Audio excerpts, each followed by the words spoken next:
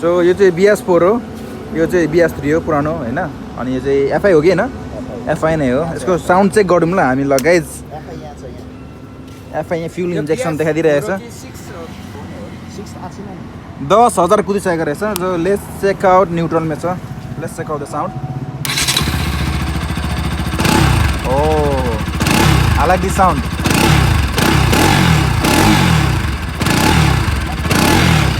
दामी।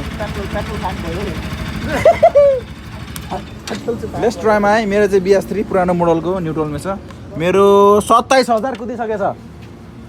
Let's check out. मेरो चाहिँ FI हैन गाइज, देखिँदैन FI।